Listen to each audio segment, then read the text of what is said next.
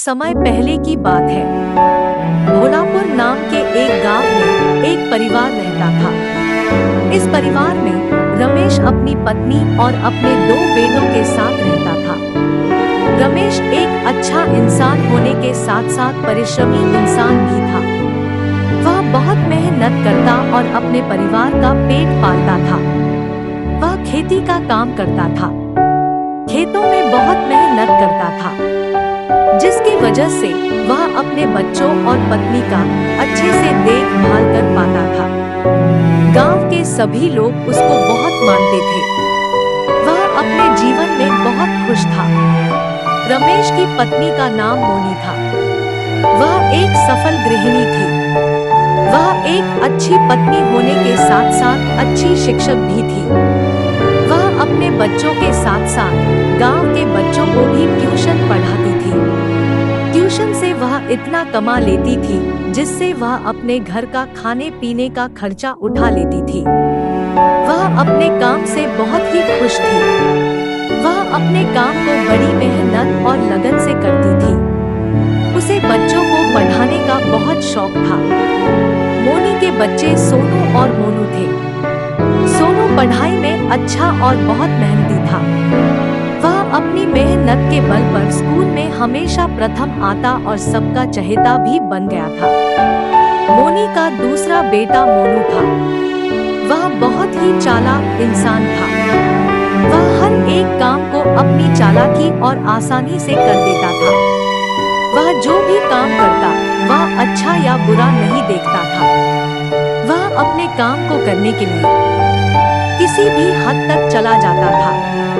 वह अच्छे और बुरे में फर्क करना भूल गया था। हमेशा अपने काम को करने की जिद में लगा रहता था। उसका पढ़ाई में कभी भी मन नहीं लगता।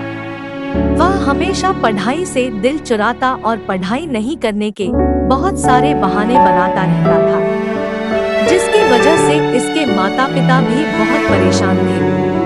उनको लगता था कि वह बड़ा होकर क्या करेगा, यह तो केवल अपना समय खराब कर रहा है। मोनू के माता पिता उसको लेकर बहुत परेशान रहते थे। उनको लगता था वह बड़ा होकर क्या करेगा। हमेशा लोगों को बेवकूफ बनाता और उनको ठगने की कोशिश करता था। इस तरह से चलता रहा तो बड़ा होकर बहुत ही बड़ा ठग बन जाएगा, गलत रास्ते पर चला जाएगा। दोनों को यह समझ नहीं आ रहा था वह क्या करे, कैसे करे जिससे उनका मोनू ठीक हो जाए, अपने चतुर होने का अच्छे से इस्तेमाल करे। इसी तरीके से इन लोगों का जीवन कुछ महीने तक ऐसे ही चलता रहा। कुछ सालों के बाद सोनू और मोनू की पढ़ाई पूरी हो गई। सोनू तो अपने पिता की खेती में मदद करने लगा और खेती में उगे हुए अनाज को बेचने में मदद करने लगा, जिसकी वजह से उसके पिता घर पर आराम करते और घर का पैसे का हिसाब किताब अच्छे से कर पाते थे। सोनू अपने पिता की मदद करके बहुत खुश था। खेती करना उसको बहुत पसंद था।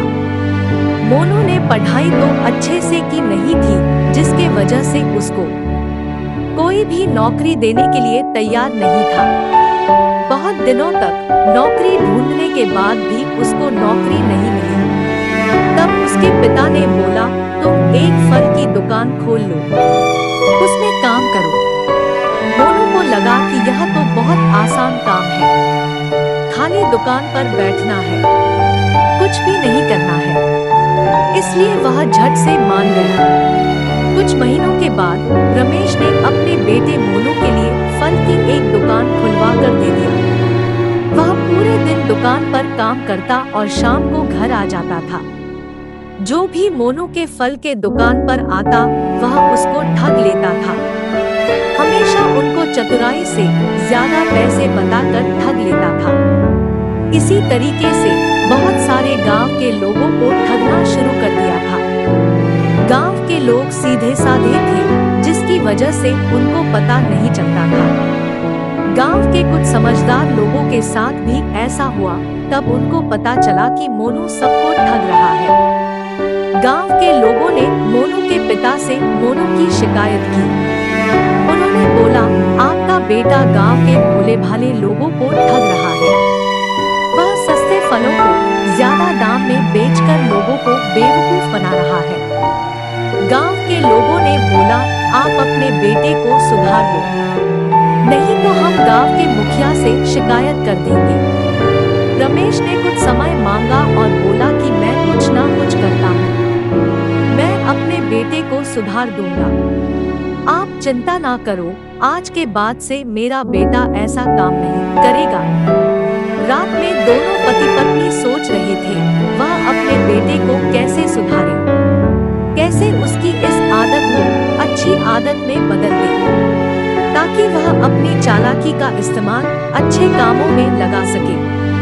यही सोचते सोचते पूरी रात बीत गई। तब मोनी ने बोला, हम अपनी ननद के यहाँ चलते हैं, उसको यह बात बताते हैं, क्या पता वह हमें एक अच्छा तरीका बता दे जिससे हम लोग मोनू की इस गंदी आदत को अच्छी आदत में बदल सके। अगले दिन ही मोनी अपने ननद के यहाँ जाने के लिए निकल जाती है। कुछ दिनों के बाद मोनी अपनी ननद के यहाँ पहुँचती है। मोनी की ननद का नाम रिंकी था।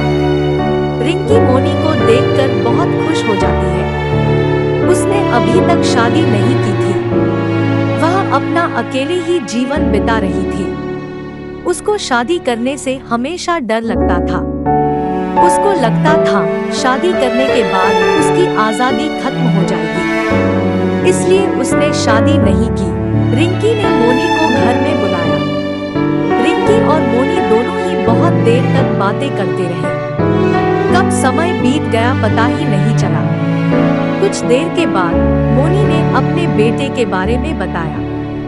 रिंकी कुछ देर सोचने के बाद बोलती है, जब तुम्हारे पति शहर में बीज खरीदने जाते हैं तब उनको कुछ चतुर लोग ठग लेते हैं। यह बात तुमने मुझे पहले भी बताई थी। इसका एक उपाय करते हैं। अब तुम्हारे पति की जगह मोनू बीज खरीदने शहर जाएगा। वह अपनी चालाकी का इस्तेमाल करके अच्छे और सस्ते दामों में बीज खरीद कर ले आएगा। इससे यह होगा, मोनू की गंदी आदत अच्छी आदत में बदल जाएगी। तुम्हारा जो बीज खरीदने में पहले नुकसान हो रहा था वह बंद हो जाएगा। मोनी रिंकी के घर कुछ दिनों तक रुकने के बाद वह अपने घर के लिए निकल जाती है। रिंकी के बताए हुए उपाय के मुताबिक वह काम करने की सोचती है। वह अपने पति से बात करती है। वह रिंकी के साथ हुई सारी बातें उसको बताती है। उसका पति भी इस बात के लिए तैयार हो जाता है।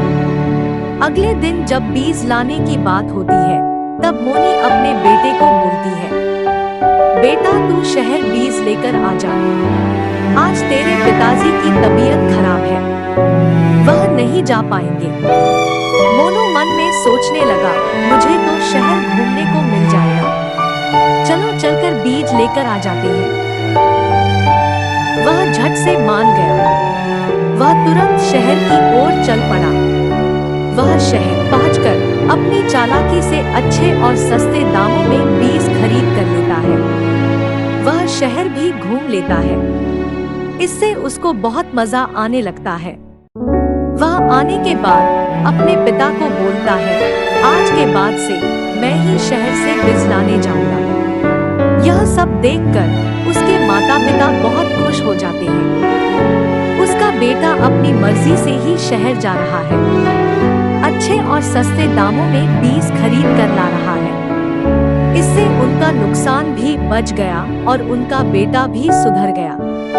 इसी तरीके से वह सभी गांव वालों के लिए भी शहर से बीज लाने लगा। अच्छे और सस्ते बीज गांव वालों को लाकर देने लग गया। इससे सभी गांव वाले बहुत खुश हो गए। वह जब शहर जाते थे तो उनका बहुत नुकसान होता था। वह बहुत महंगे बीज लेकर आते थे, बीज भी अच्छे नहीं होते थे। गांव वाले हमेशा मोनू को आशीर्वाद देते और उसका धन्यवाद बोलते थे। इसी तरीके से मोनू अपनी चतुराई का उपयोग करके गांव वालों का नुकसान होने से बचा लिया। एक अच्छा व्यक्ति बन गया और उसका नाम भी पूरे गांव में होने लगा। सब देखकर मोनू के माता पिता भी बहुत खुश हो गए। इसी तरीके से पूरा परिवार अपने जीवन में खुशी खुशी रहने लगा। इस कहानी से हमें यह शिक्षा मिलती है कि हमें अपने हुनर का इस्तेमाल अच्छी जगह करना चाहिए। इससे हमारा जीवन का उद्धार होगा और हम अच्छे कामों से अपना नाम कमा पाएंगे। हर एक बच्चे में अपना एक अलग गुण होता है। उसी गुण के आधार पर बच्चे को काम करने देना चाहिए। यदि बच्चा अपने गुण के हिसाब से काम करेगा तो अपने जीवन में बहुत आगे बढ़ेगा और बहुत नाम कमाएगा। जैसा कि आपने इस कहानी में देखा, कैसे एक लड़का जब अपने हुनर का गलत इस्तेमाल कर रहा था तो उसकी सब लोग बुराई कर रहे थे, लेकिन जब उसने अपने हुनर का सही इस्तेमाल करना जान लिया तब सब लोगों का उसने आशीर्वाद पाया और अपने जीवन में अच्छे काम करने लगा। इसलिए हमें अपने हुनर को पहचान के अच्छे कामों में लगाना चाहिए, अपने जीवन का उद्धार करना चाहिए। यही जिंदगी की असलियत है।